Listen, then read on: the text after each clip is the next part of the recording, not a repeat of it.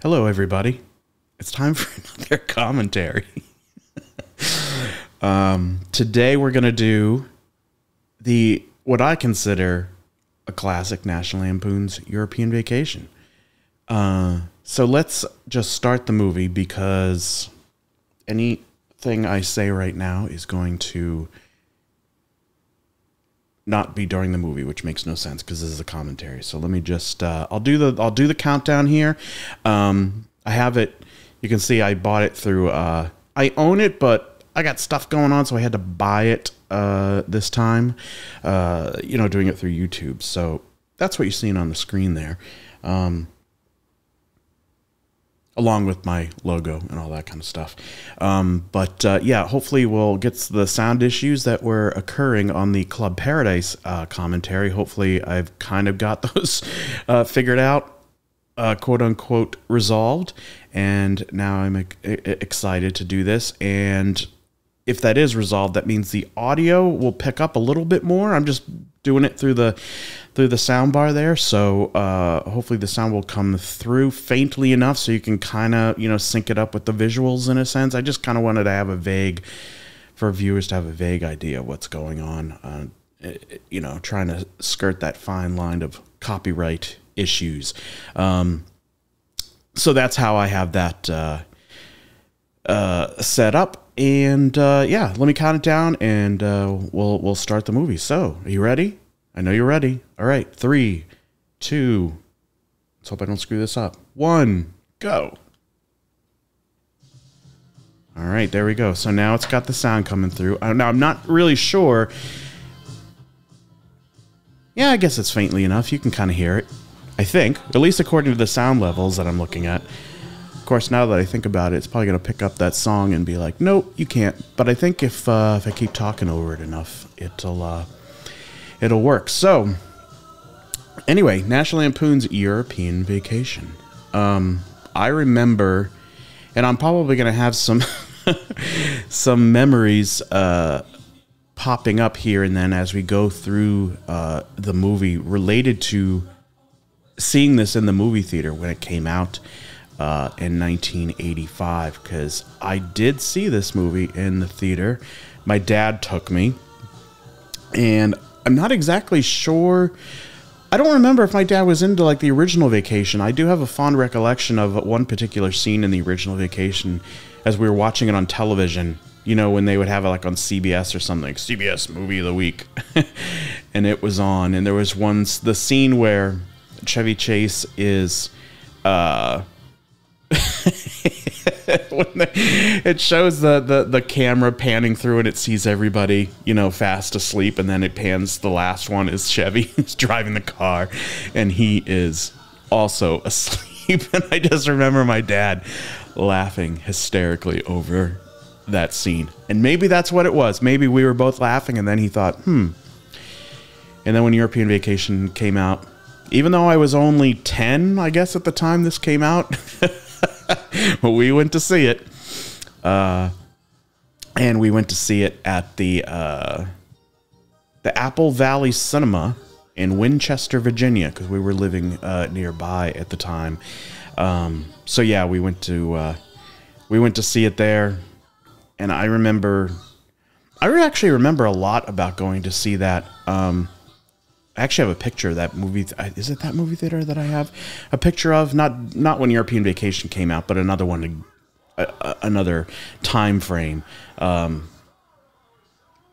I'm not even going to tell that story because I'm not sure that is the theater that I have a picture of from back in the day, but I'm pretty sure it is.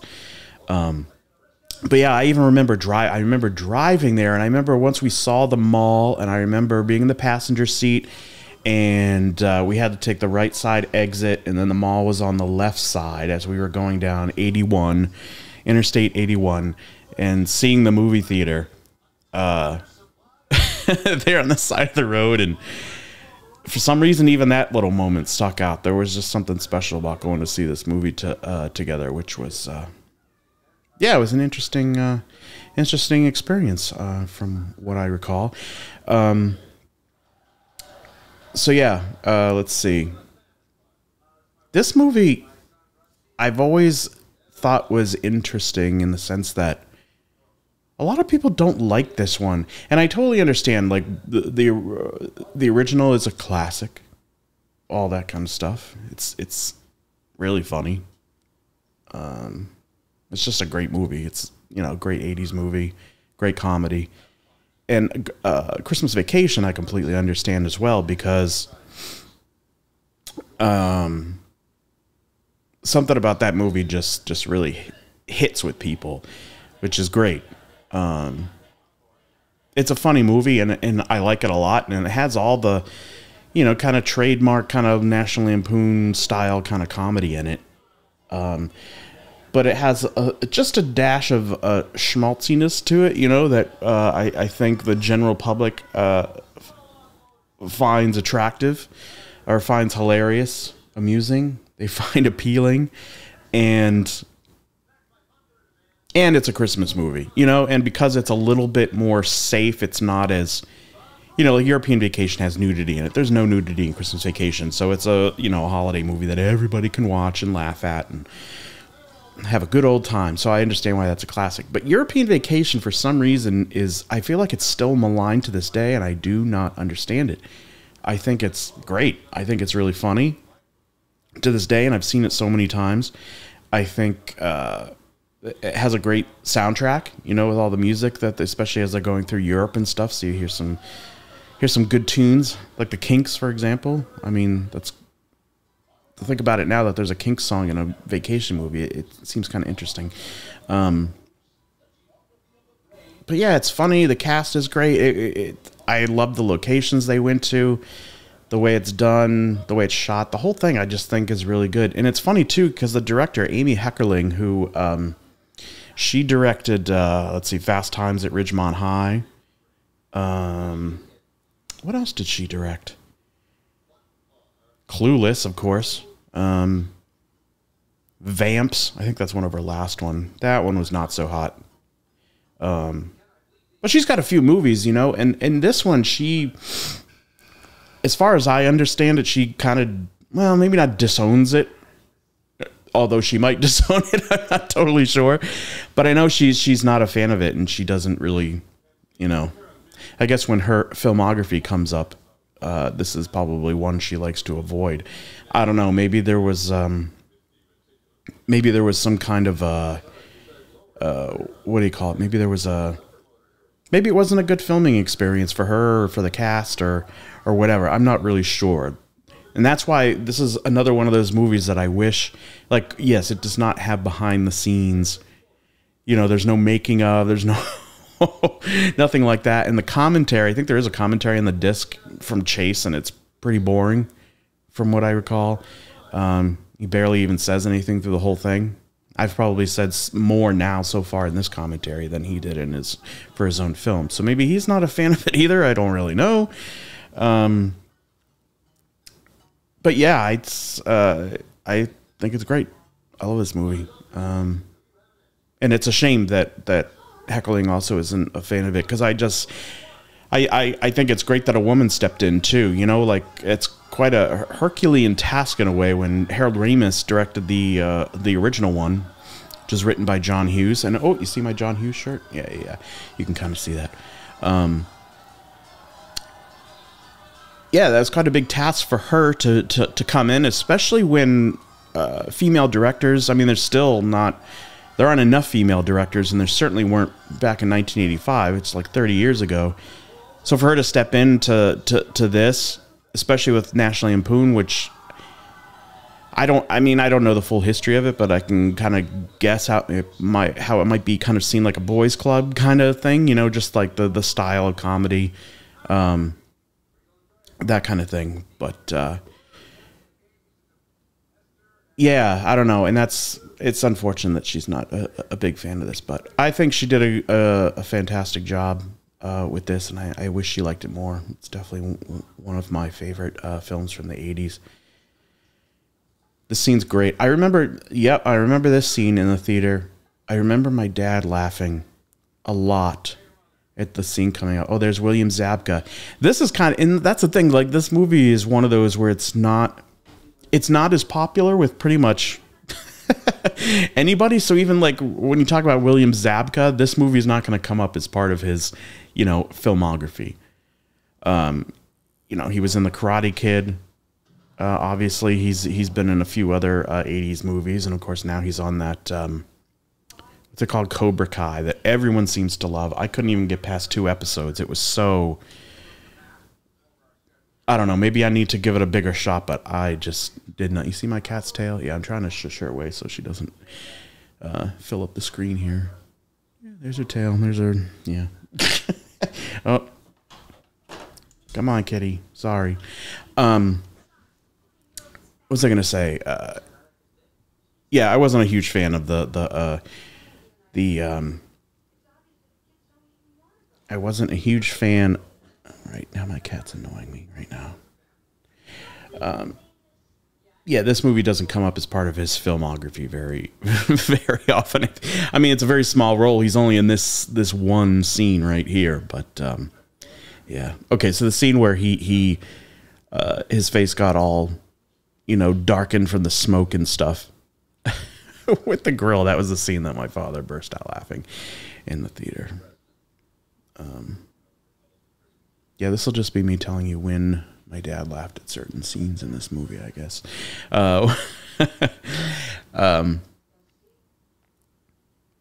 So yeah, William Zabka's in this for just one scene.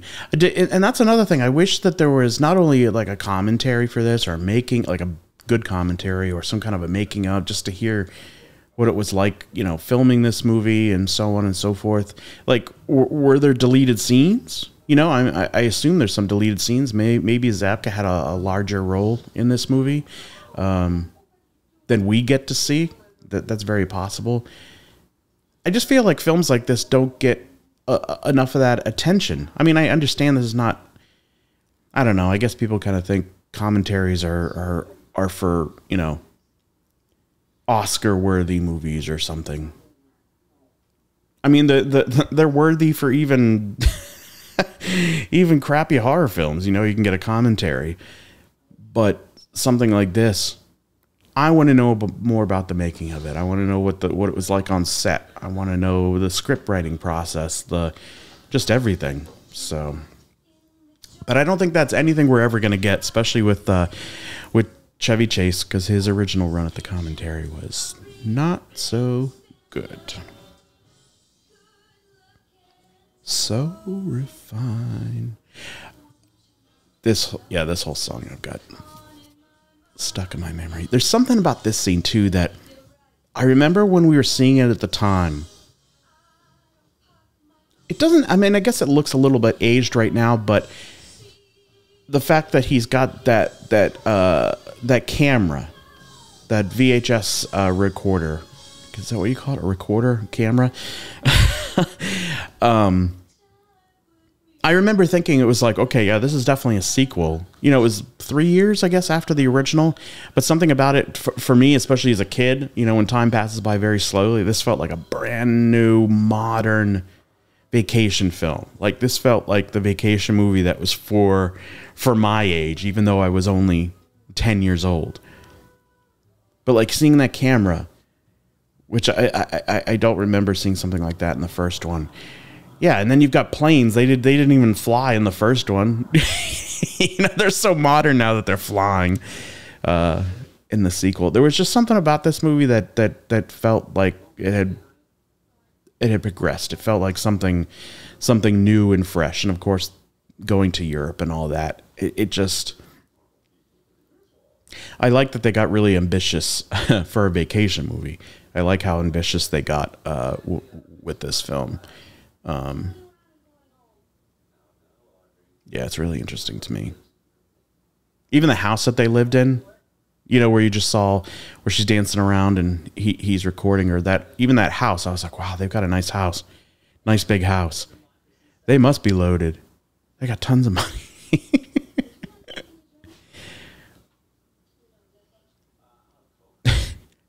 Wait, do you want that in the can?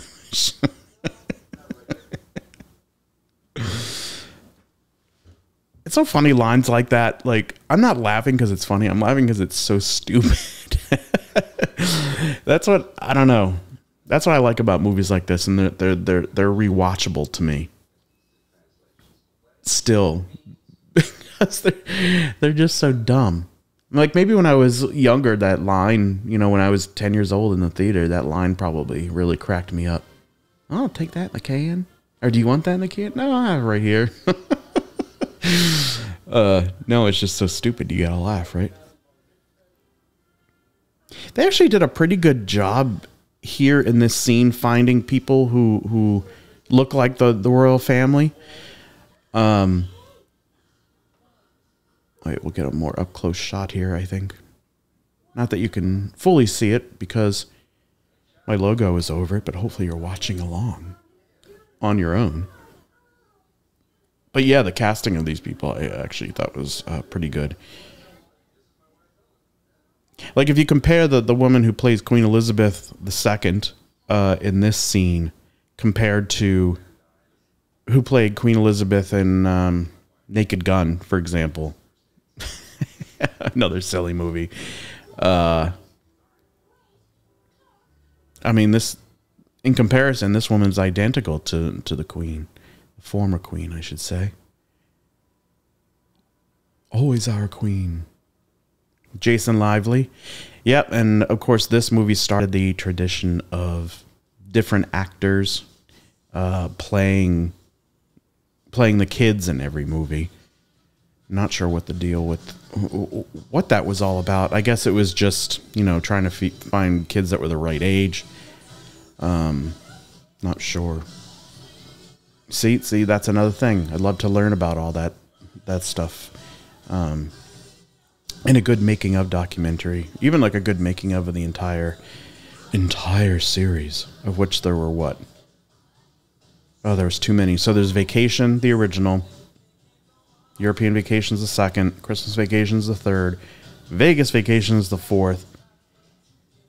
And then I've still not seen it, and I actually own the DVD because I know one day I'm going to want to force myself to watch it just to be kind of a completionist. But National Lampoon's Christmas Vacation 2, I think it's called Eddie's Island Adventure or something.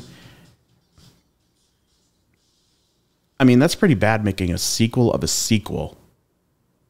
It's almost like Christmas Vacation B, or, yeah, I don't know. It's just weird. Like they couldn't come up with another title for that.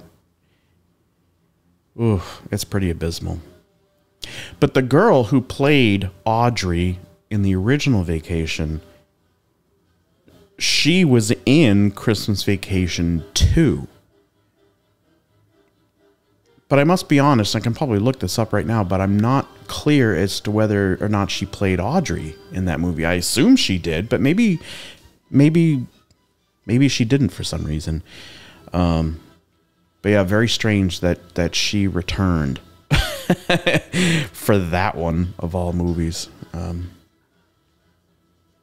never know what life brings you. You never. Maybe she just wasn't able to be in the other ones or whatever. And this girl, unfortunately, Dana Hill, she passed away. I don't remember when she passed away. I should look this up. But yeah, she passed away. God, did she pass away even before or after this film came out? Let's look it up. Dana Hill, American actress.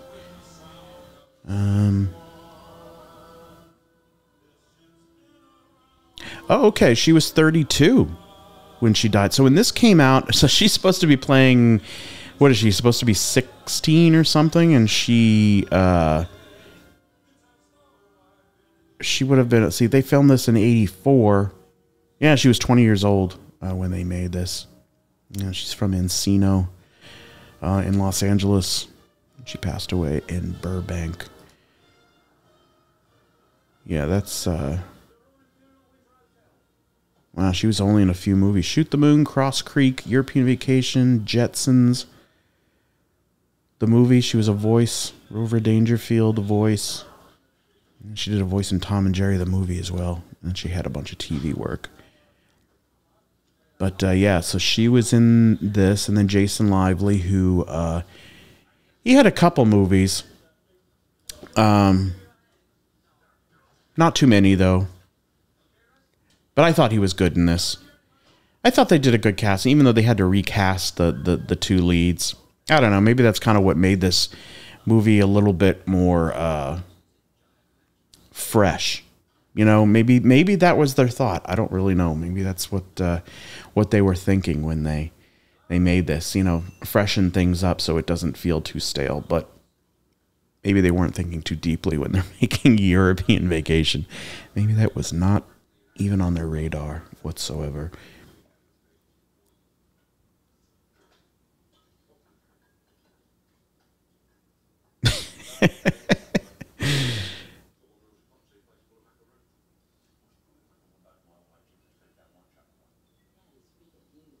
Dad, he's speaking English.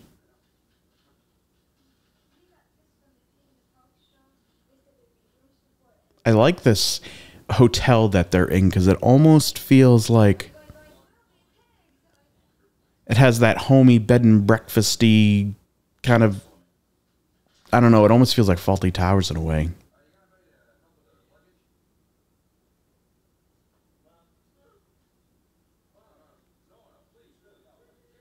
I guess some people would say that that's kind of, if that's what they were going for, to you know, to have a hotel set that looks like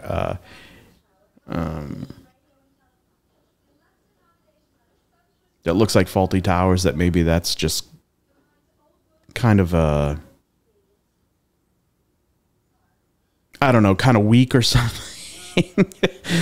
But I thought I like the setting here. It's quite fitting.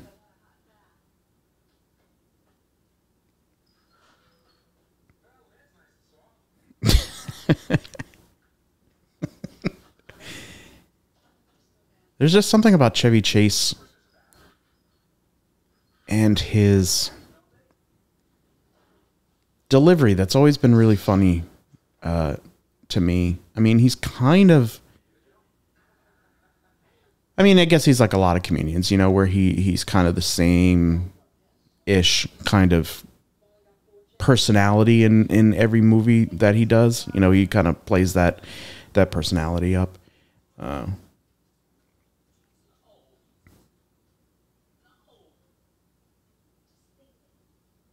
But I have always found him very funny, still to this day. Even if he is supposedly a jerk or something. You always hear that all the time. That he's not like the nicest, friendliest person, but who knows if that's really true. There's certainly plenty of rumors and whatnot out there to back up that to back up that belief or theory. But still. There's Robbie Coltrane. That's so funny because I don't remember, or I don't know if he was kind of a name back then. I mean, he must have been in England, I would think. But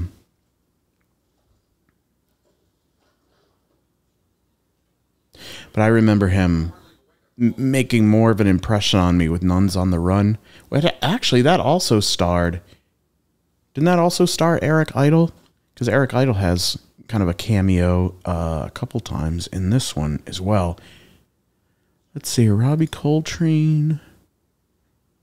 Robbie Coltrane passed away in October. Oh, he passed away in Scotland. That's too bad. Okay, let's see here. Nuns on the Run, which I have not seen in a long, long, long time. But I remember liking it at the time. I'd be very curious to see whether I would like that movie these days. But I remember really liking it at the time. Written and directed by Jonathan Lynn, who made Clue. One of my favorite movies ever. Yeah, so this was Robbie Coltrane and Eric Idle. In 1990, this came out. So it was about 5 years after they made their appearances in European Vacation. So that is rather interesting, isn't it? Let's see. So this movie was filmed, what does it say here? On a budget of $17 million, according to Wikipedia. And that is according to Variety magazine. Heckerling took stepping stone route from college to big time, December 5th, 1984. That was the name of the article. See, I kind of want to read that now. So yeah, it was a $17 million budget. It's probably like $30 million today, 35 maybe. Mild case of herpes.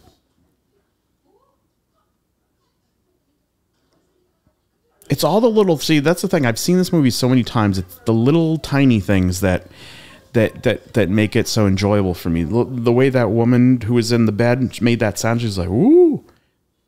For some reason, that cracks me up.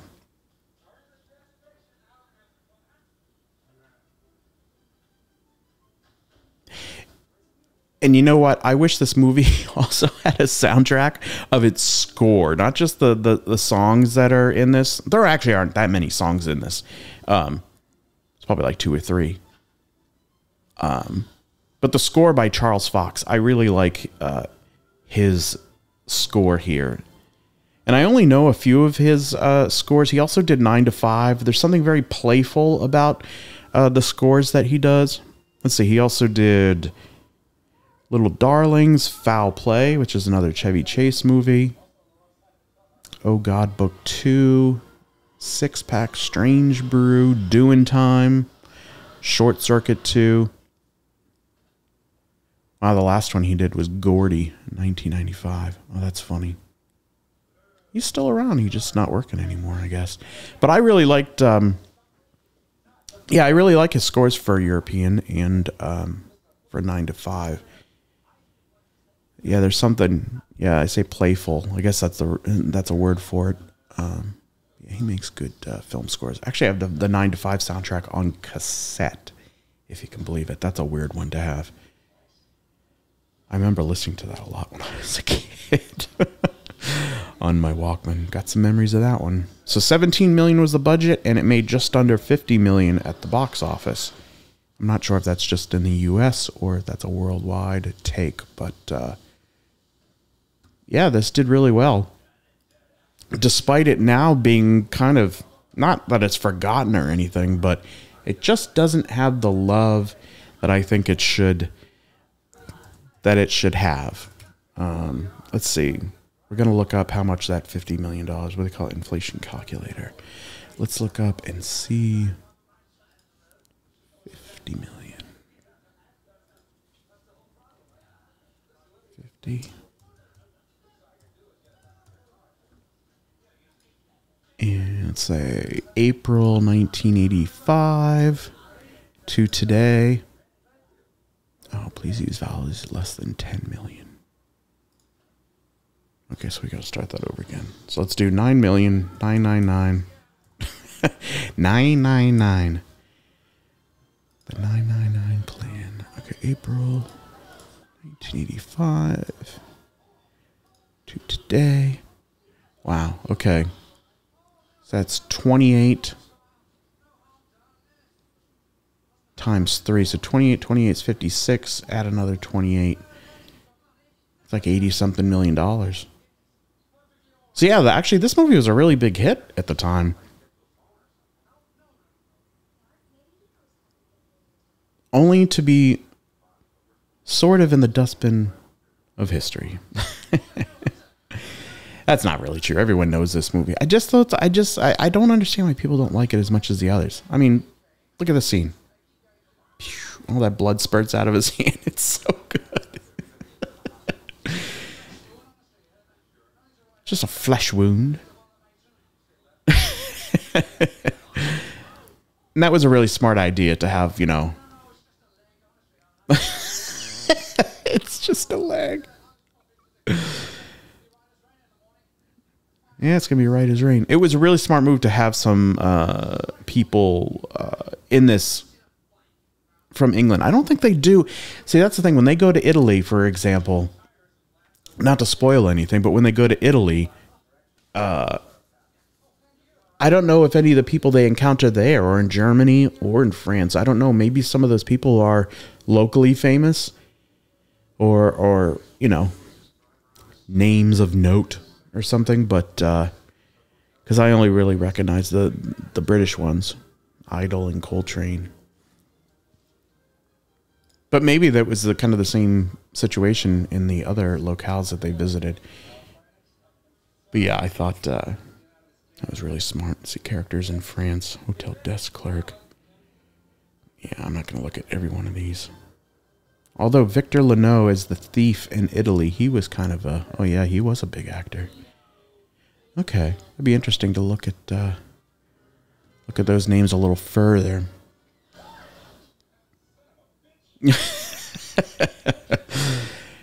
We also should talk about, even though we're way past that scene now, but John Astin, who was the host of Pig and a Poke, which everyone knows from, was that the Addams Family? It wasn't the Munsters, right? It was the Addams Family.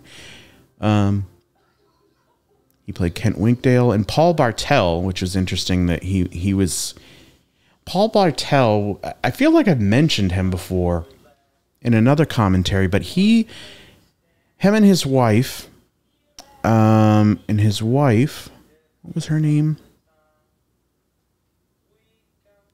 I'm getting so bad with, oh wow, Paul Bartel died at 61 years old of a heart attack 2 weeks after liver cancer surgery. Oh, that's horrible.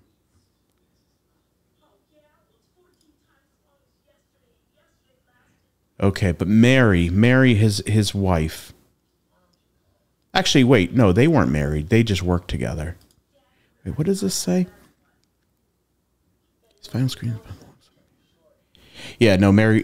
They just worked together. Mary Warnoff. She's still around, luckily. But yeah, those two, they did a lot of like independent movies together back in the 80s. Like they both had a cameo in Chopping Mall, which is one of my favorite horror flicks. They did the movie Eating Raoul, which was a huge independent film in the 80s.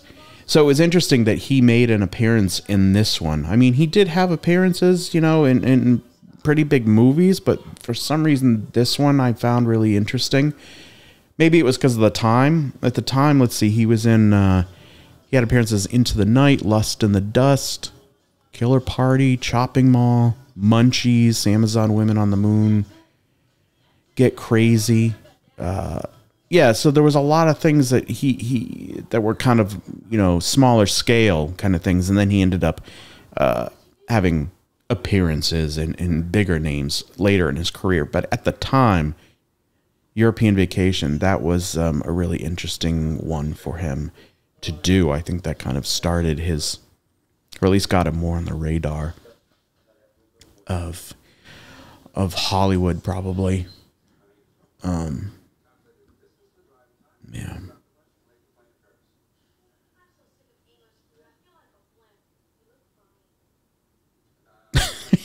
Even the face of the hotel clerk guy, the face he makes.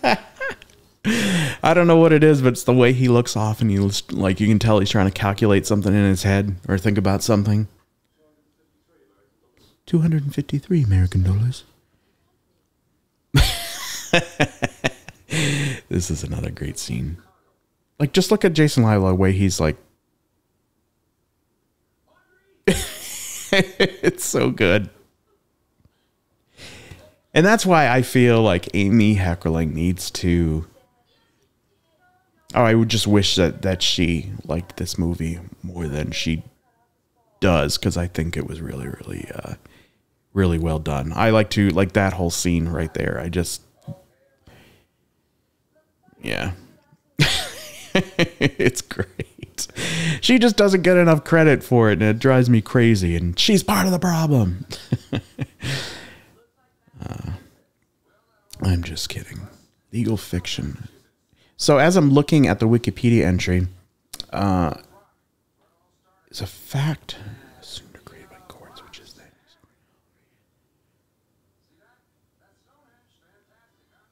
It's interesting because on Wikipedia it says, and as it said in the credits, that John Hughes wrote this as well. He had the story and he wrote the screenplay. But it says he wrote it along with a person named Robert Klein. But next to his name it says legal fiction.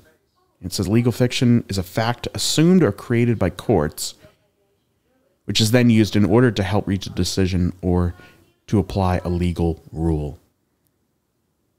The concept is used almost exclusively in common law jurisdictions, particularly in England and Wales. So I think this was written by and received nominal credit for writing a story due to the use of characters and ideas from the first Vacation film. Oh, but was not directly involved with European Vacation. Hughes would later state that Warner Brothers begged him for a sequel, but he declined. He eventually agreed to return to the franchise by adapting one of his other Lampoon stories, Christmas 59, which became National Lampoon's Christmas Vacation. Yeah, because the original was a John Hughes story that he wrote for National Lampoon magazine, which I have the original of, actually, and it's called Vacation 58. So the sequel was Christmas 59. So he's actually not involved in this one, other than not directly involved. It's interesting though that his name would be put on as this. I understand why his name is there under story, but under screenplay, if he didn't, even if they use characters from the original. Yeah, breaking news, this scene here at Stonehenge is not real. In case there is any question about that.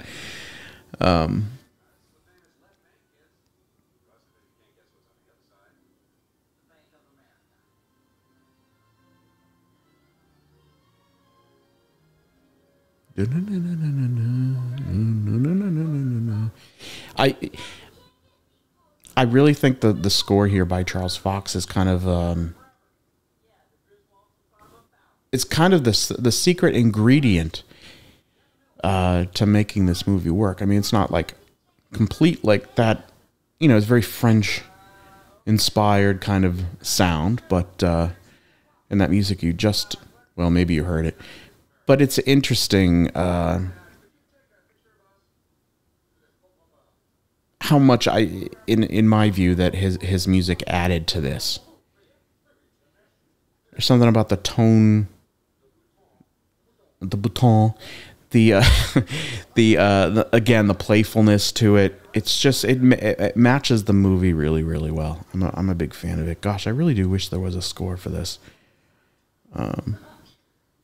Maybe one day if we're lucky. Fromage. A cheese. See, now I have a feeling that the guy with the camera there, I bet he... Wait, let's see if they're... I feel like he's probably someone famous and fair as...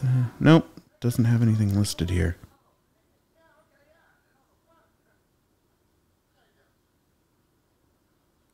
Oh, and the sound that Beverly D'Angelo makes when they hit the water. And she goes, oh...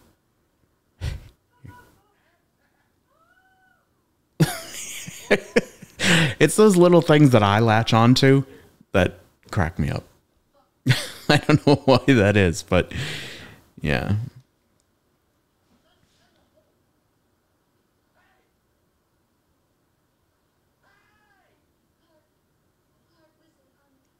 I kind of wonder when they were making this movie, like what they were thinking, because this came out in 85 and then Christmas Vacation, I guess, is 4 years later. Was it in 89, I believe? I wonder if they had other ambitions, like if they wanted to,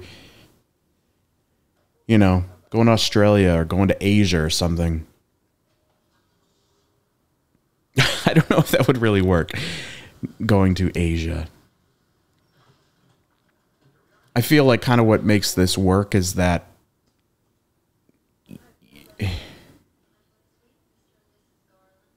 oh my God, these two. This is the couple that we see porking later in when they're having breakfast. It's so funny.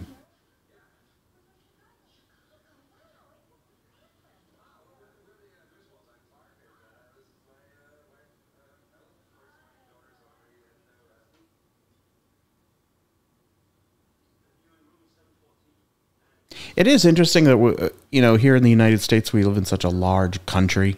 Basically every state's like its own country, pretty much. In many, many ways. In many ways, not all the states are pretty similar too. In many ways, but when you're traveling abroad and you do run into someone else that's American, you have this. Even though, like, it could be someone who lives in Portland, Maine, talking to someone from San Diego, California. Completely opposite ends of the country, completely different ways of living, especially, I guess back in the 80s, but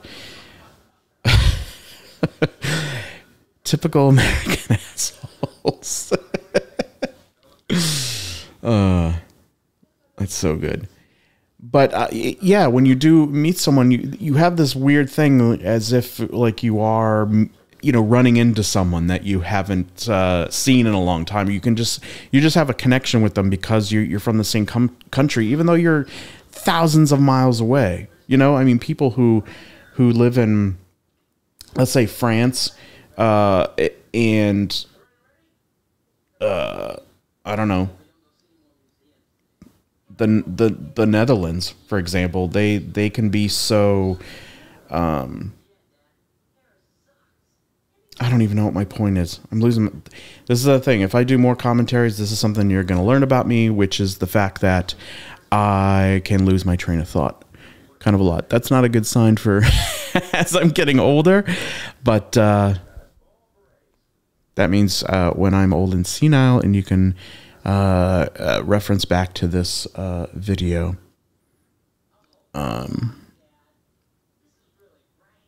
Rank. God, that was a big word back in the 80s. Maybe not huge, but it was definitely big enough where you're like, oh, wow, you just said rank. You don't hear that like ever these days. Man, that is rank.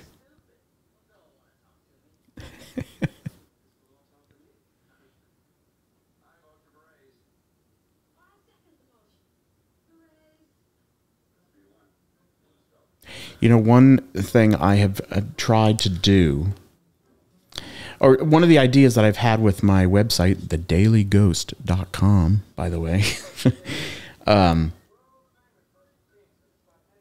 I've only got a couple interviews on there, that I've done, and it's been a while since I've done one, and that was quite a while ago now, God.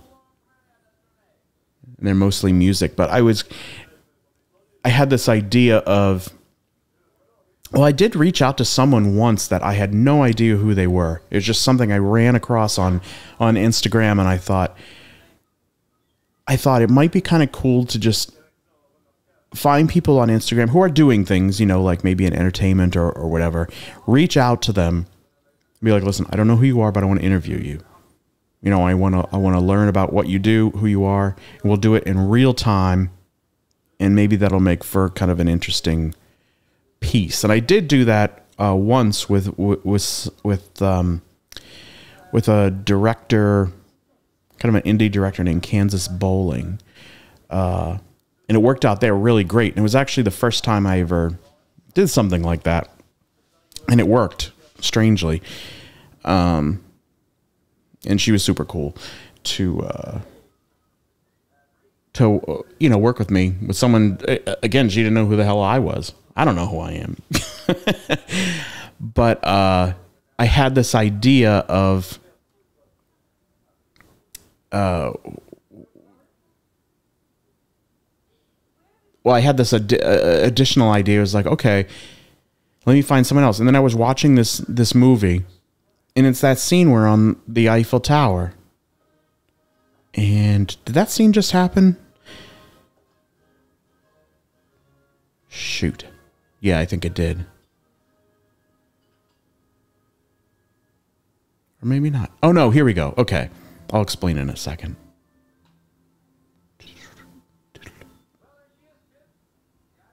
The Eiffel Tower.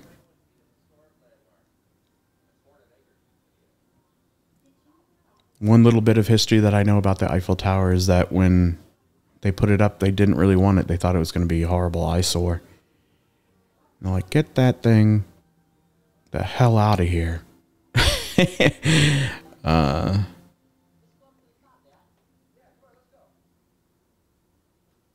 But now it's one of the biggest landmarks in the world, really. I don't even think it was made by the French. I think was that a gift from somewhere else? It was kind of like how they gifted the Statue of Liberty to the United States.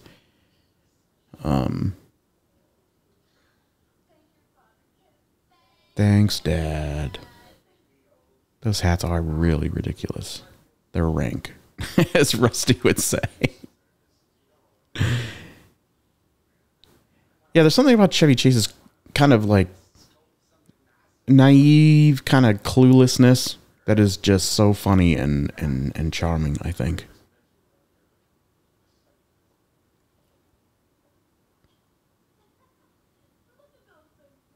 But I also think he's one of those people, like, if they were in my real life and they were just like that, I would probably, I don't know, probably reach a breaking point. At some point.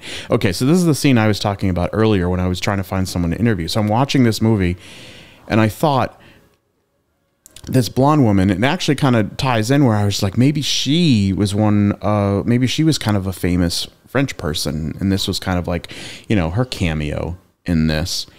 So I did some sleuthing, and I found her online. I found her on Facebook. And it was really kind of crazy to, I don't know.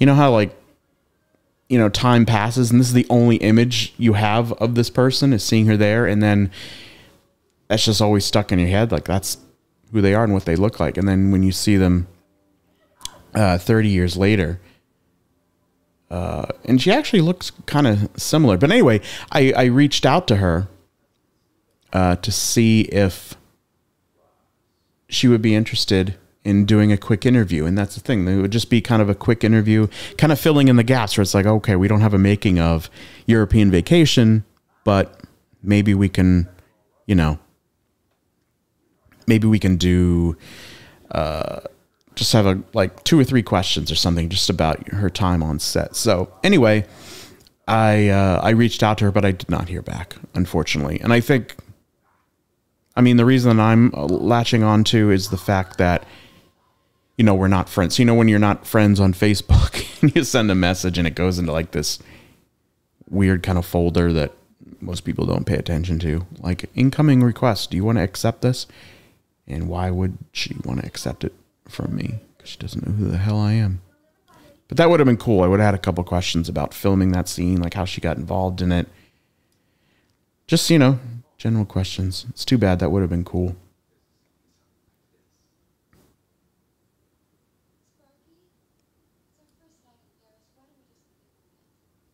Okay, so this scene that's upcoming, I really remember when seeing this in the theater. Because, actually, wait. Let's wait until the scene actually happens, and you can kind of see it on the screen. I'll see if in post-production, if I can put my logo a little bit more to the side, in a sense, so you can see more what's going on the screen. But that's that fine line. We're trying not to violate any copyright stuff going on here. Yeah, so this was the scene that I remember sitting in the theater. Yeah,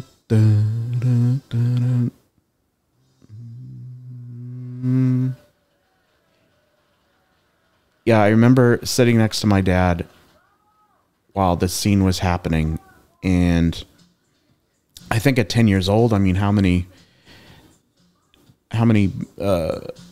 breasts or boobs had I seen, you know, just on TV or wherever at that age. So it was kind of uncomfortable watching this scene with my dad, but at the same time, I bet it was more uncomfortable for my father, thinking, okay, can't believe I took my son to see this movie, and now we've got these strippers. Oh, they're not even strippers. I shouldn't say that. Nude performers, whatever it is they're doing. Yeah, see, I'm going to have that covered. That's for sure. Post-production, man, let me tell you.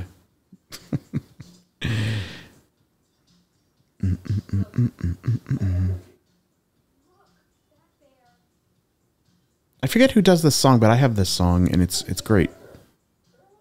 I found most of these songs from European Vacation. They're all out there. It would just be nice if they had an official soundtrack with the songs and the score. That would be pretty dope. Maybe there's some labels out there listening to this. Oink, oink, my good man.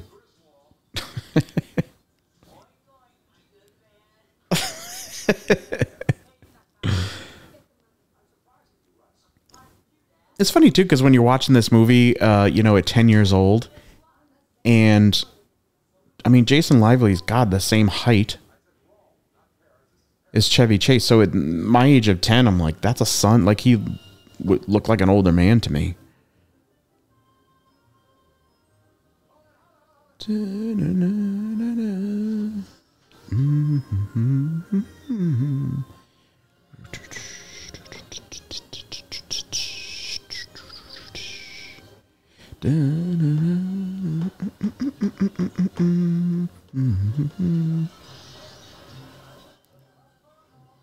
So that right there, I don't know about that scene.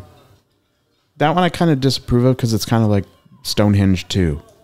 Just knocking things over. Like, how many times can that be funny? So there's a criticism. I don't mind it, actually. I mean, it could be a better scene. But if people are you know, criticizing, this film, people who don't like it, I can see that as being, you know, a place to criticize. That was just kind of a weak kind of joke. Is it even a joke? I don't know what you call that. I guess that would be more like a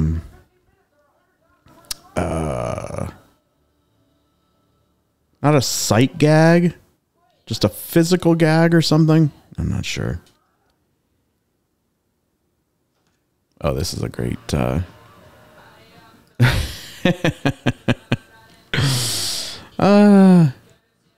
yeah, see, this is a great scene here too. Let's see, what song is this? Is this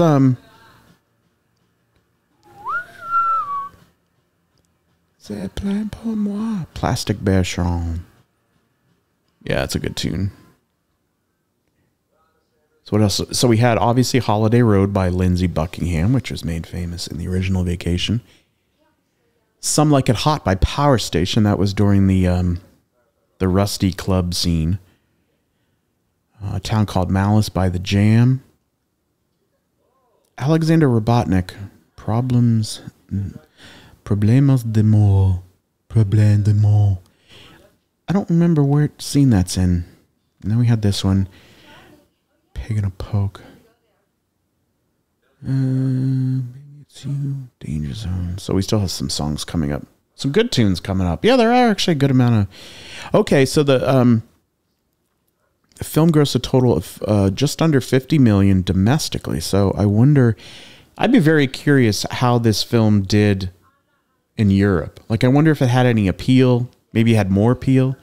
I'd be very curious. Oh, yeah, here's where those people are porking. European standards of public behavior are very different.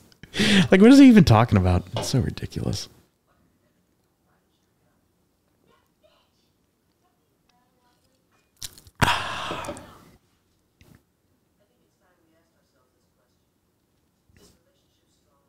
Oh, William Zabka's making another appearance. An audio appearance.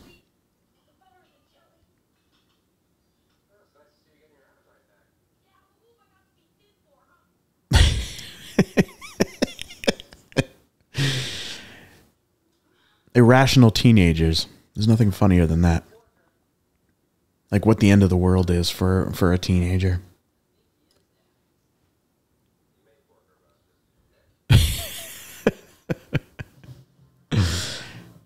Here we go with Holiday Road again.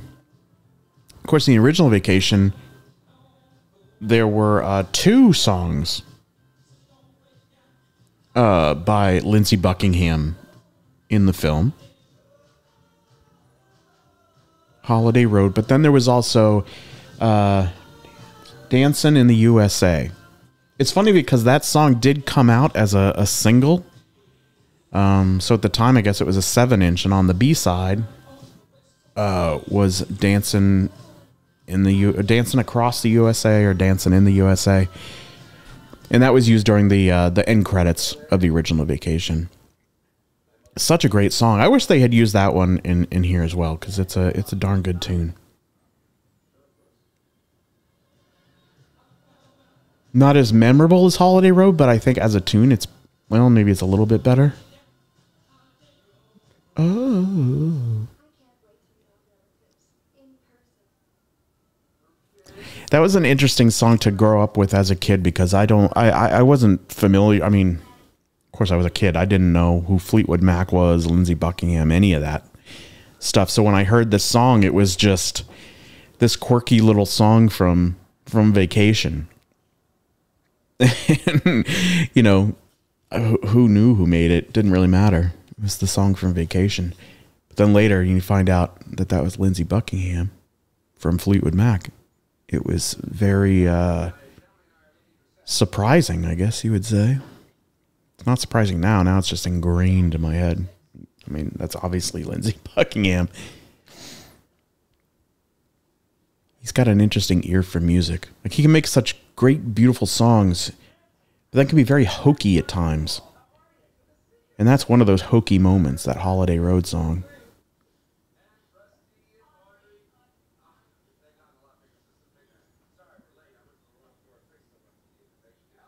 So now they're in Germany looking for sex. Looking for six. Ding. This is great. So it says this was all filmed in West Germany, because at the time it was still split up. Oh, wait, hold on. Oh, this was not. Oh, okay, this is really fascinating. Scenes supposedly taking place in West Germany were actually shot in a German-speaking part of Italy, Brixen. Wow, okay, so that's something that I have now learned for the first time. That's really fascinating.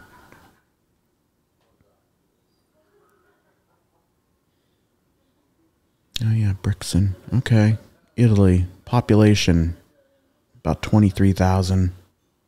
Probably back then it was probably like 18,000 or something, maybe even less. But anyway, Brixen, Italy.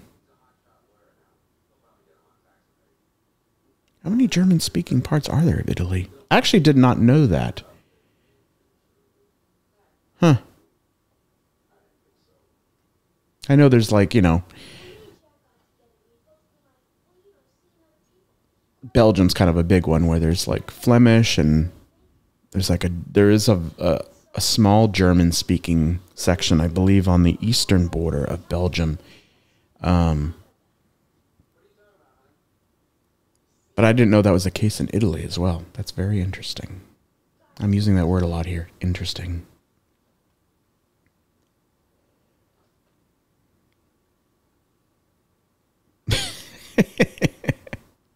This is the naivete that I was kind of talking about before, where he's just, there's a charm to it, and I think that's what makes it so funny. You know, the fact that he doesn't know that's a bedpan. I mean, to be fair, it doesn't look like one.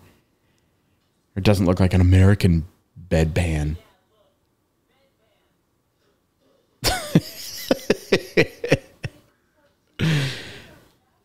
Yeah, I guess that's what his appeal was.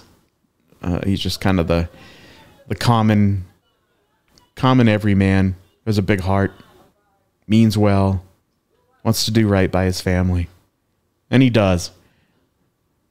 But he's also a dingus.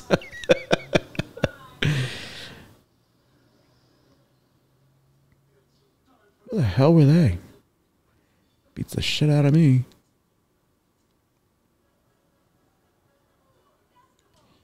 Interesting. So I guess they filmed this scene.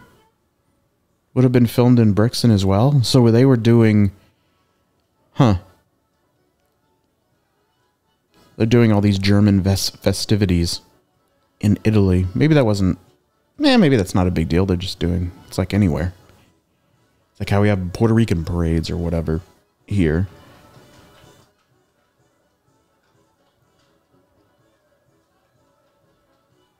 They probably figured it was cheaper to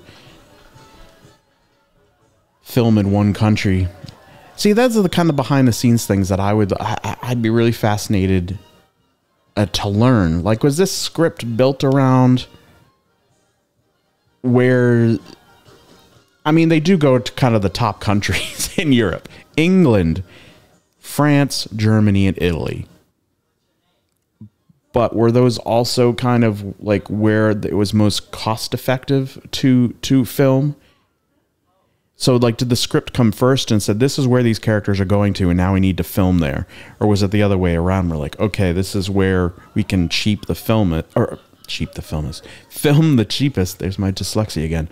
Where we can film the cheapest, including filming German scenes in Italy. Who knows? Will we ever know? I don't know. Maybe the screenwriter, who is not John Hughes,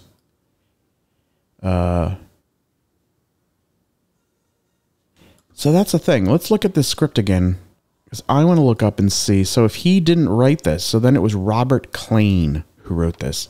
American screenwriter, novelist, and filmmaker, best known. He wrote Where's Papa in 1970, Weekend at Bernie's in 1989. Wow, okay. What else did he make? He directed Thank God It's Friday. He wrote The Man with One Red Shoe. And that was the same year as this one. That's very interesting. Oh, he wrote and directed Weekend at Bernie's, too. So he wrote the first Weekend at Bernie's, and then he wrote and directed the second one. Huh. Walk Like a Man. Jesus.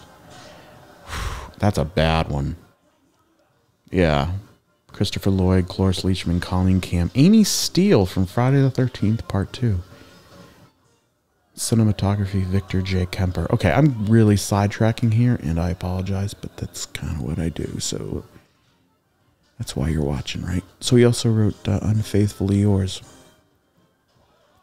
So he didn't have that much of a track record, but, you know, he had a few movies here and there that he wrote.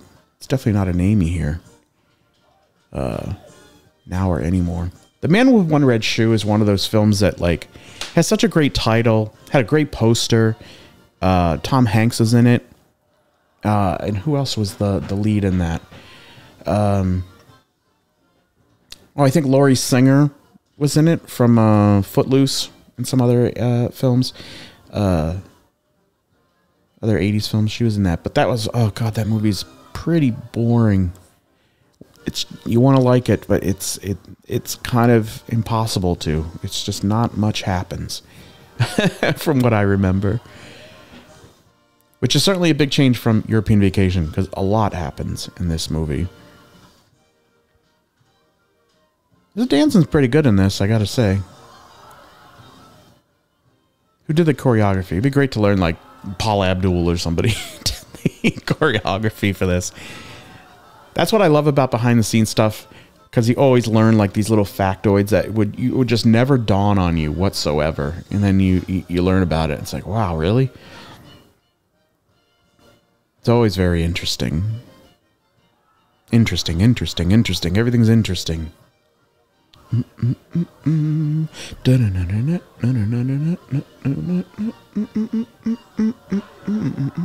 Oh, sorry. I'm trying to think the different countries that they visit in this. Which one is my favorite? Which one do I like? Like, what? Not in terms of the country, but as part of the movie. What do I think is the best place that they visited? Where it works the best? I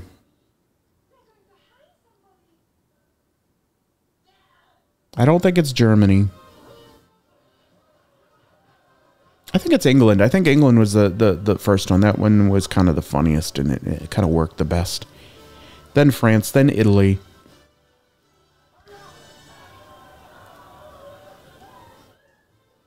One thing that's interesting about... interesting. When they go to when they go to Italy, and we're going to get there pretty soon, when they're in Italy and this is like, I love that car. What is that car? Is that a Peugeot? I don't know anything about cars, so I'm just kind of throwing a name out there. God, they got this like mob going after them.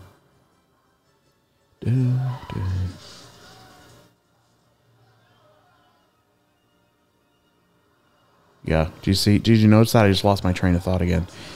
So I've moved on. Oh, no. With Italy, so when they go to Italy, they end up in Rome. Makes sense. They're going to the top cities. Especially makes sense with their Pig in the Poke tour. This is probably where, if there was such a thing, you know, when you win those European vacations on game shows, yeah, that it makes sense that they went to these locales. But, so they go to Rome, but then they make it a thing, you know, where they go clothes shopping. And obviously Italy is kind of known. I don't know if all of Italy is known for its fashion industry, fashion sense, blah, blah, blah, blah, blah. But that definitely it is a bigger thing in Milan than it is in Rome, even to this day. Maybe it wasn't back then. Maybe back in the 80s it was still more Rome. I don't really know. But it's interesting that they went with the fashion angle, but they did it in Rome instead of Milan. That would have been great if they had some kind of a scene with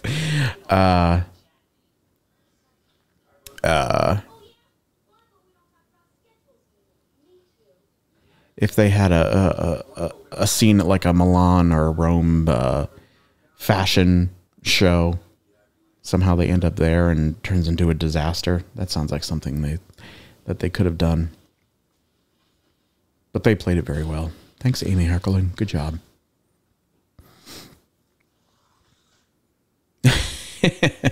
This is a really great scene. I like this. You know, people just doing their quirky little, you know, the things that annoy each other. It's really getting on each other's nerves. He has a good side. Yeah, that's kind of a side-eye look that he's got there. It's really funny.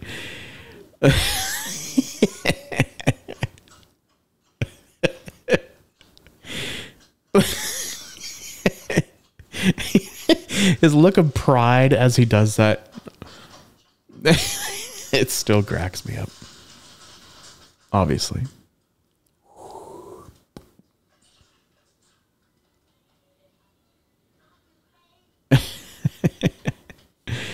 Jason Lively was later in, was that Night of the Creeps? Yeah, Night of the Creeps. I don't know if you've ever seen that horror movie, but that's a fun one. You should check it out. He's the lead in that one, actually.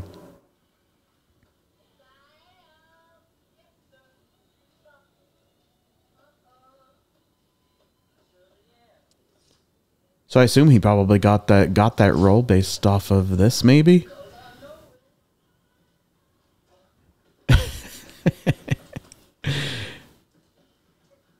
He's like, shh.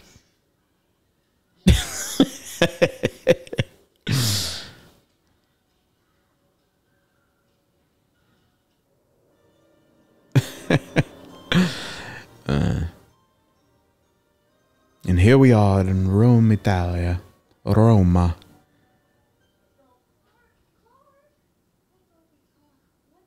Yeah, I really like the whole part of this movie that takes place in Italy. It's great. It's kind of a culmination of their trip. Yeah, they're over it. But they're going to make the best of it. And even though they've decided to make the best of it and just get through the rest of the trip, some stuff is going to happen. So that guy right there, the guy packing up the money there, that's the guy we looked up earlier. Victor Leno is the thief who has quite a history of It's quite a film history, I guess, there in Italy.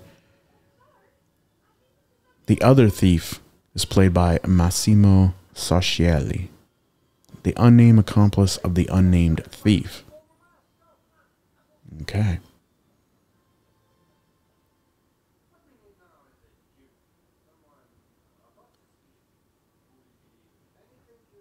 Trying to think of some other, see if we can learn some other facts about this movie. So we talked about John Astin, Paul Bartel, names that I recognize, Eric Idle, we talked about, Victor Leneux, Jason Lively. Oh, and of course we got to talk about Moon Unit Zappa, who is in this. She plays the girl that Rusty has his eye on. She's the daughter of Frank Zappa, musician Frank Zappa. They all had interesting names. So yeah, let's see. Her Moon. I guess Moon was her first name. Unit was the middle name. Moon Unit Zappa. Yeah, I would love to know where that came from. She has a kid, Matilda Plum. That's interesting. It's also interesting that Moon Unit Zappa was also in other movies. This is her second one. She was in a movie called Nightmares. And she was in another thing. Boys Next Door, Heartbeat, Listen to Me, Heartstopper, The Spirit of 76. Wow, she was in Jack Frost. Okay, I need to watch that again because I do not remember her being in that at all. She was in an episode of Curb Your Enthusiasm. The Blind Date. Haboosh. Oh, wait a second. Haboosh. Isn't that,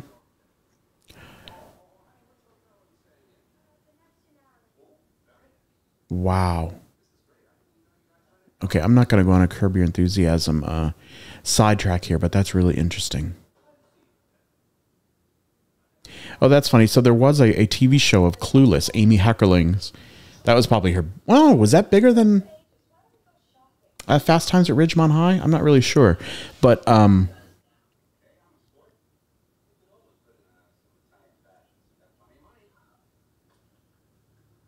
Fast Times at Ridgemont High, Clueless. Yeah, so Clueless was Amy Heckerling, and then they made a TV show based on that. It came out about a year later. I don't think that lasted that long, and I don't think it was very good either. I don't remember seeing it. But Moon Zappa was in an episode of that. See? Those little connections. I love that. From the age. This is a great song. Dr. John.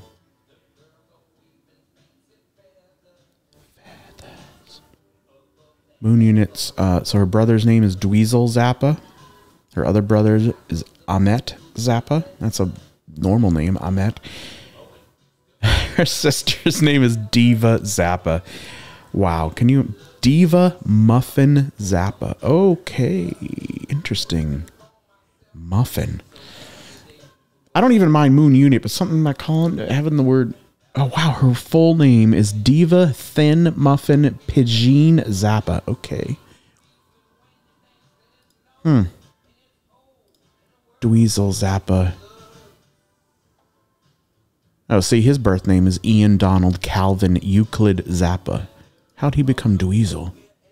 Ahmet's name, Ahmet Amuka Radon Zappa. Okay, so Diva's got... Wow, and that's how she was born. That's really interesting that the other two had actually kind of, you know, normal. Just names, just standard names, and then they took on these other names like Dweezil. But Diva was born with that name. Diva Thin Muffin Pidgeen Zappa. Interesting. Okay. So anyway, Moon Unit Zappa. Yeah, she was in this, and I think we see her again in this, right? Yeah, we definitely do. Yeah, that Dr. John song.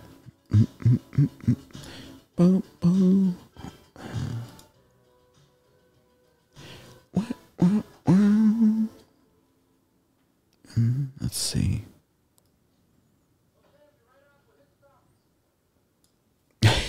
And of course, Eric Idle has to make another appearance in this. You can't just have him in there once.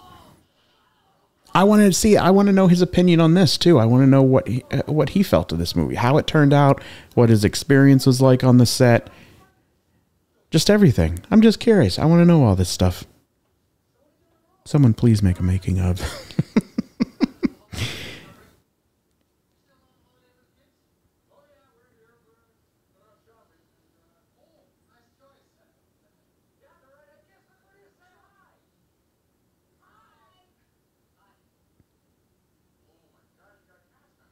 Clark Griswold. I guess he's kind of a character who just can't get out of his own way. Is it that kind of thing? Or he's just...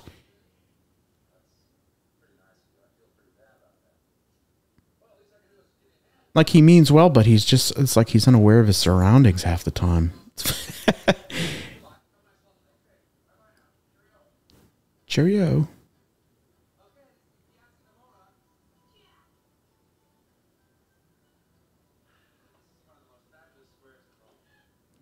Love this music.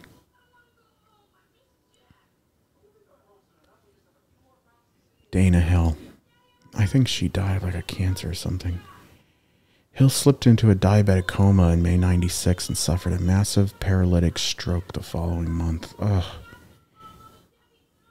32, her body was cremated following her death. Ugh. That's horrible.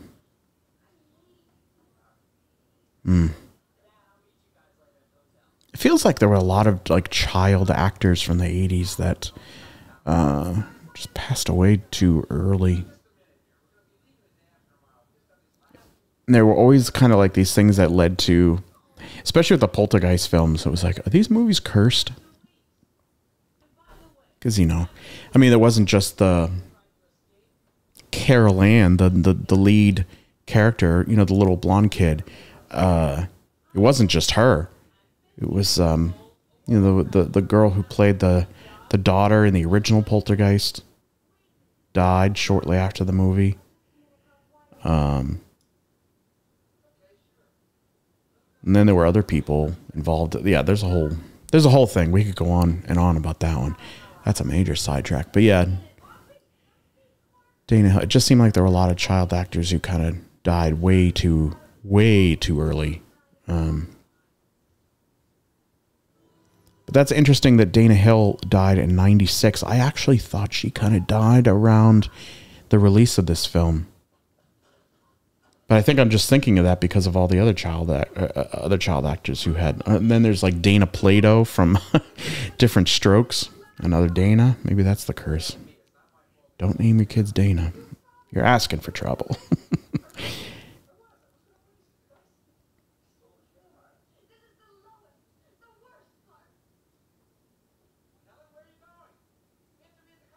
The wet hot wife. Oh my God.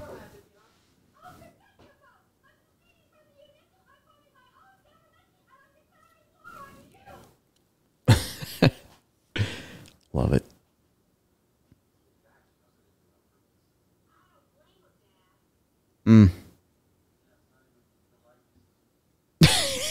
See, that's where that's where he's just this clueless character. Yeah, it's not even a good likeness of her. That's not the point, dude. Oh, there she is, Moon Zappa.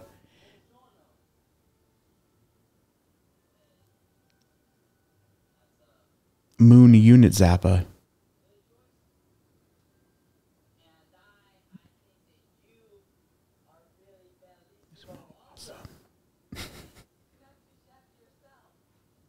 Honestly, yeah, I've seen this so many times that I probably could. Well, I can't, what do you call it? I can't recall the the dialogue from just out of memory, but I can kind of sort of go along with it as we're watching. You thought I was cute?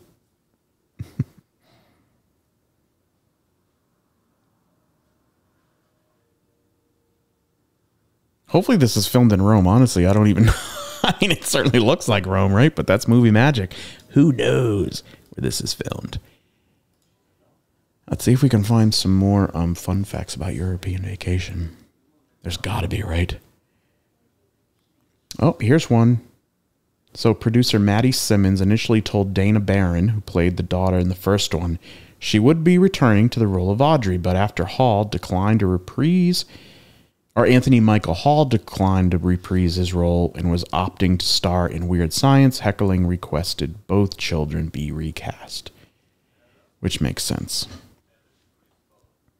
Because I guess it would be kind of more awkward to have one of the siblings returns and then the other one doesn't. Yeah, that would be strange. It's more strange than having both of them recast.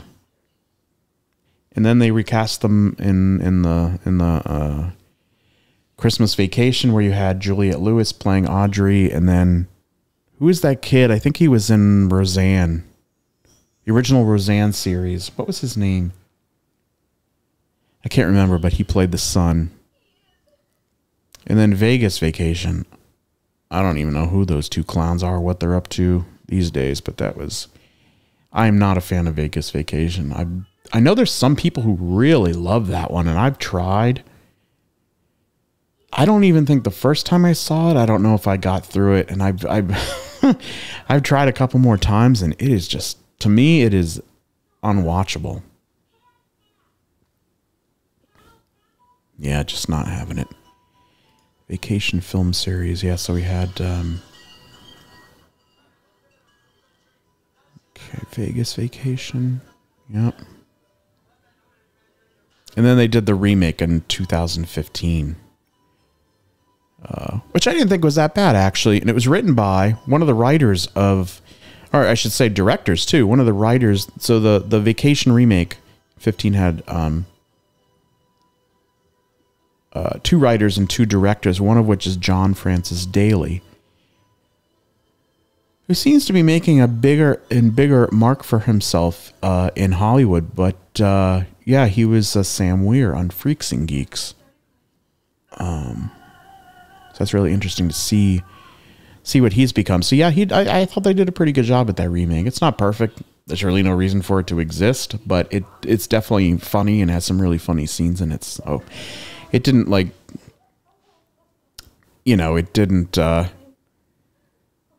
didn't stain the franchise at all. So I think it worked out okay. Spin-off. Oh, that's what they call Christmas Vacation too, a spin-off. Oh, it was a made-for-television comedy film. Okay. Premiered on NBC in December 20th, 2003. Yep, Dana Barron was in it. Oh, Miriam Flynn was in it as well. Oh, well, that makes sense, because she was the wife. Randy Quaid and Miriam Flynn reprised their roles as Cousin Eddie and Catherine.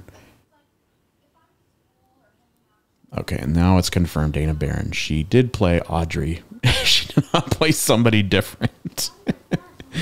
That definitely would have been strange.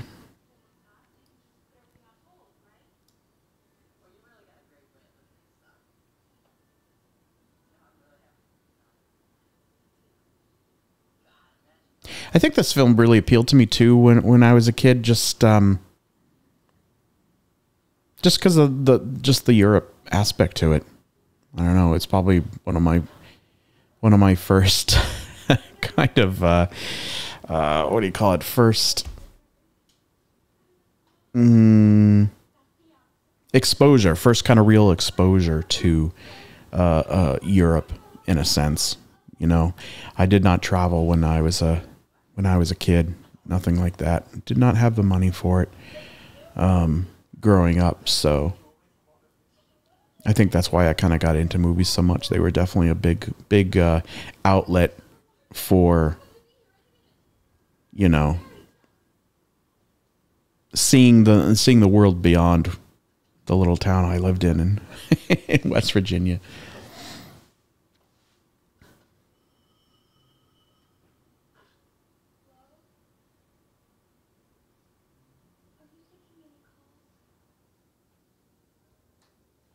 If anyone is watching this who doesn't like this movie, So that makes no sense, really, why you'd be watching this. But if there is someone who's watching this who did not like it, I would love to hear. Please add your comments to the bottom. I would love to, or in the comments section. I definitely like to learn what people don't like about this movie. I mean, everyone's perspective is different, and I think I could probably understand it, but it would be hard for me to understand it, really.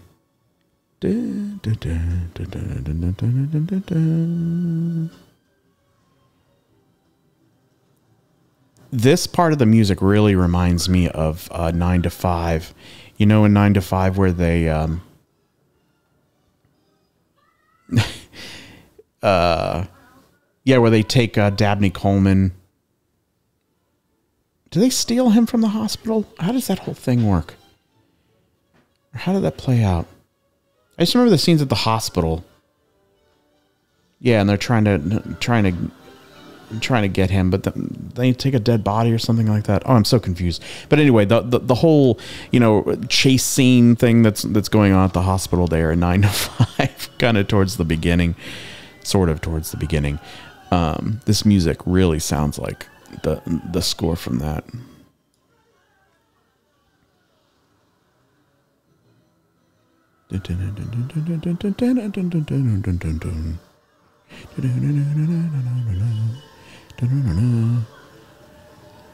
Great location shooting. I really like it. It's interesting though, they went to you just saw all those leaves on the ground, so I guess, was this the summer or the fall? You would think that they would have been traveling to Europe in the summer. I never actually thought about the time of year aspect to this, but now that I just saw those leaves on the ground, makes me think it was in the fall, I guess.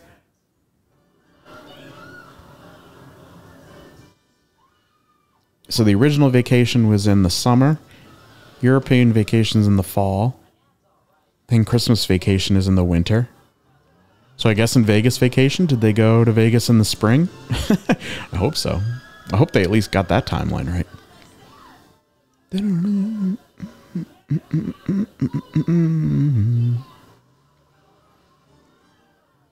Oh, no big deal. Mom's been kidnapped. That casting in the original Vacation with Beverly D'Angelo, she's perfect in this.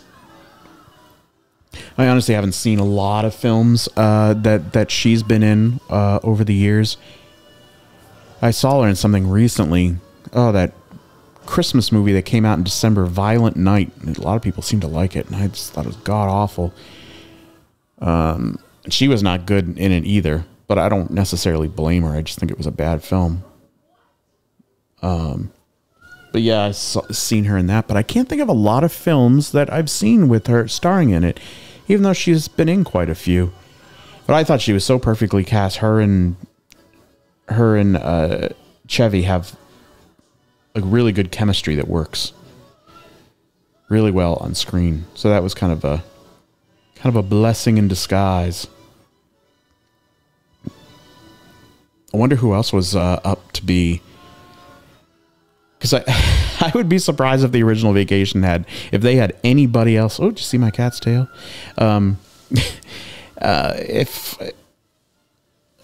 If they had anyone else in mind, I almost feel like that movie was like, okay, we've got this, we own this Vacation 58 story by John Hughes. We own it. Let's make a movie of it. Because we can see Chevy Chase doing this perfectly. Like he's the one. I can't imagine that there was somebody else they had in mind for this. Maybe they did. I don't know. So they had to they had to find the right person to make this work, and they really found it with Beverly D'Angelo. She's awesome in these movies.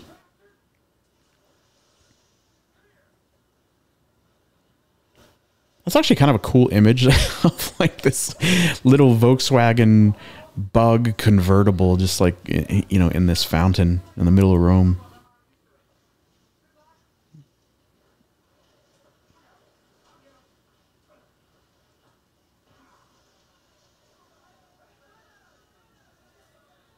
Like, did they have to get... See, that's the thing. I wonder, like... I mean, this looks like location shooting right here. But is it possible it's not? Like, did they really get permission to just dump a car into, you know, one of their fountains? That's... It's all these details I'd love to know. Fill in the gap. I need to know all this stuff. Someone hit me up. Is Amy Heckerling watching this? If she is... Come on, man.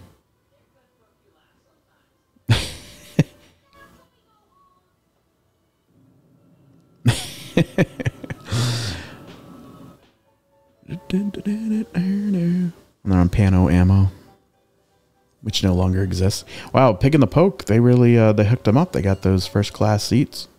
I don't think there was business class back then, was there? No, those have got to be first class, because when he gets up to go to the bathroom, they're like in row 1. Very nice that they got excellent treatment by the Pig and the Poke folks. And John Aston.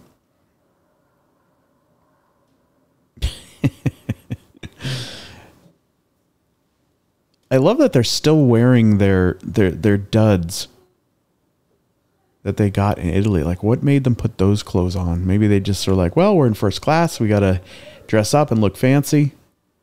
So they wore their Italian duds. Statue of Liberty.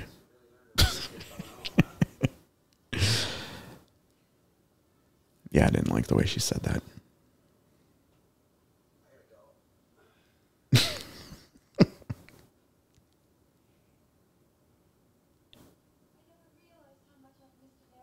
I sure could be wrong, but I don't think that was the cockpit so easily accessible like that back then? I mean, I guess it's not really any different than today, right? I mean, obviously it's harder to get in, but the door's right there. There's some of the way that they have that set up there. Griswolds are back. Mm-hmm. Back in America. I don't know who does this song. I love this song. And all these postcards, the whole thing. I love it. Pale Rider, 1985. There's Warner Brothers promoting their other movie. Go see this. Now that you've seen European Vacation, go buy a ticket to Pale Rider with Clint Eastwood. It's a good tune, man. Let's see if we can find out who did this one. National Lampoon's European Vacation. Actually, I think we can. Network is the name of the band. I feel like I know that name, Network. Huh. Wow, and this movie, when it came out, it made... Wait, let's see. So it cost $17 million, and it made $12.3 million in its opening weekend. So that's really, really good. Janet Maslin of the New York Times thought positively of the film, stating, while it's very much a retread, it succeeds in following up the first film's humor with more in a similar vein. The film's best visual humor arises from the mere juxtaposition of European settings with the funny hats, t-shirts, and soda cans with which the Griswolds announce their presence. Soda cans? I don't remember a single scene involving soda cans in this. Shoot. Now I'm probably going to have to rewatch the whole thing just to find out what the heck Janet Maslin was talking about. Entertainment magazine Variety gave the film a negative review, explaining, as the family of characters cartwheel through London, Paris, Italy, and Germany, with the French deliciously taking it on the chin for their arrogance and rudeness, director Amy Heckerling gets carried away with the physical humor while letting her American tourists grow tiresome and predictable. Structurally, the film unfolds like a series of travel brochures. I actually like that. That's an interesting comment. And I think that's true, but I think that's what was required for a film like this. I mean, yeah. I totally get it. Like, if you don't get the humor, or don't get it, or you just don't like it, or, you know, everyone's different, to each their own. But to say that as a criticism, the film unfolds like a series of travel brochures. Yes, correct. I think that's kind of one of its strong points, to be honest. So I'm not sure how that's a, yeah. Well, that's it. And there we go. Got the YouTube screen in the back. Maybe I can cover that up in post-production. I feel like I did kind of talk not enough about this movie. I was kind of sidetracking a lot, but I think we also talked about the film a lot. That went by really fast. So anyway, I hope you enjoyed this commentary. And, you know, as they say, like and subscribe. Put, yeah, if you have any comments, bad reviews for European Vacation, I'd love to see them, because I'm just curious, because I'm a big fan of this one. And yeah. How dare you shit on this film? Anyway, hope you enjoyed this. Thanks for watching, and yeah, I guess we will see you again sometime soon, maybe. Not sure if it'll be from this studio. It might be a different studio. We'll see. We'll see what happens. All right. Thanks for watching. Peace.